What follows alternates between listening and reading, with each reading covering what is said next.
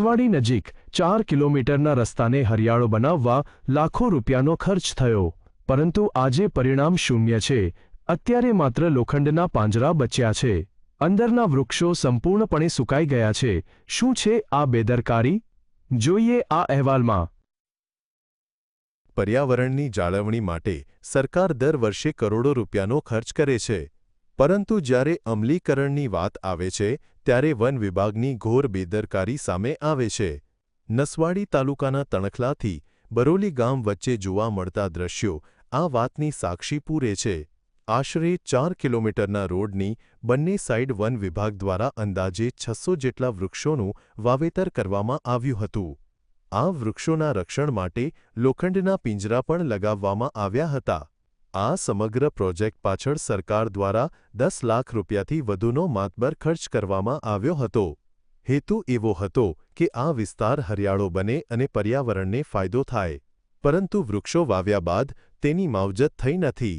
દિવાળી પછીના સમયમાં જ્યારે વૃક્ષોને પાણીની સૌથી વધુ જરૂર હતી, ત્યારે વન વિભાગ દ્વારા સમયસર પાણી પીવડાવવાની તસદી લેવામાં આવી નથી, જેથી આ વૃક્ષો સુકાઈ ગયા છે। વન વિભાગે વૃક્ષો રોપવામાં આવેલા છે એ આજે મોટા ભાગે 90% મરી ગયા છે। એટલે વન વિભાગ જોવા જઈએ તો પાણી આજે ટાઈમસર નાખવામાં આવેલું નથી, અને જેથી કરીને આ ઝાડો મરી ગયેલા છે। એટલે હકીકતમાં જોવા જઈએ તો આ વન વિભાગે ભ્રષ્ટાચાર જ કર્યો કહેવાય। કર્મચારીઓની આળસને કારણે વૃક્ષોની યોગ્ય જાળવણી થઈ શકી નથી। યોગ્ય સંભાળના અભાવે આજે મોટાભાગના વૃક્ષો સુકાઈને મૃતપ્રાય અવસ્થામાં છે। આ સ્થિતિ વન વિભાગની નિષ્ક્રિયતાનો વરવો નમૂનો છે। જો સમયસર પાણી અને ખાતર અપાયું હોત તો આજે આ 4 કિલોમીટરનો રસ્તો હરિયાળો હોત। છોટાઉદેપુર જિલ્લામાં અધિકારીઓ સરકારી ગ્રાન્ટનો દુરુપયોગ કરે છે તેનો વરવો નમૂનો આપણે બતાવીશું। આપ તસવીરોમાં જોઈ રહ્યા છો, નસવાડીથી તણખલા રોડ ઉપર જવાનો મુખ્ય માર્ગ છે। તેની સાઈડમાં 600 જેટલા વૃક્ષો સામાજિક વનીકરણ નસવાડી રેન્જ ફોરેસ્ટ ઓફિસ દ્વારા વાવવામાં આવ્યા હતા। આ તમામ વૃક્ષો હાલ રોડની સાઈડમાં ધીમે ધીમે મરી રહ્યા છે।